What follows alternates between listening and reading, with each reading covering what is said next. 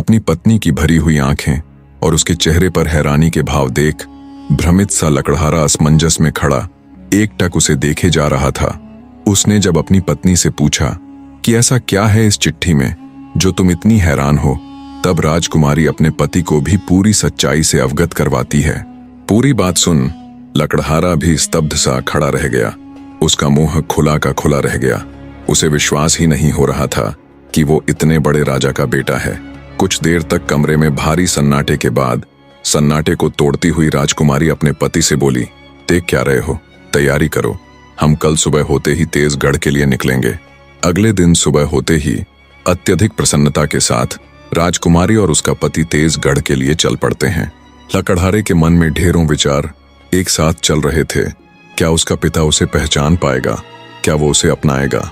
जब वे राजमहल के द्वार पर पहुंचे तो राजकुमारी ने पहरेदारों से कहा कि उन्हें राजा से मिलना है, वो उनके परिचित हैं।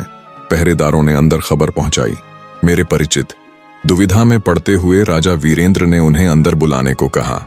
राजकुमारी और उसके पति के अंदर आने पर राजा ने उनसे उनका परिचय पूछा। तब राजकुमारी ने वो पत्र वाली पूरी बात राजा के सामने कह सुनाई और राजा को रानी का लिखा हुआ वो पत्र और उसके पति के बचपन का वो कोट दिखाया। रानी की लिखावट और विदाई के समय रानी के हाथ में उस कोट को राजा कैसे भूल सकता था। राजा के मन में उसकी पत्नी का वही अंतिम चित्र था जिसमें रानी उस कोट को लिए राजमहल छोड़कर जा रही थी। पुत्र, मेरा पुत्र, कहते हुए राजा वीरेंद्र भागकर अपने पुत्र को गले लगा लेता है और फूट फूट कर रोने लग जाता है। कितने ही साल से राजा पश्चाताप के साथ बस इसी उम्मीद में जिए जा रहा था कि शायद एक दिन उसकी संतान उसके पास वापस लौट आएगी। काफी देर तक बहते नेत्रों के साथ राजा अपने पुत्र से लिपटा रहा।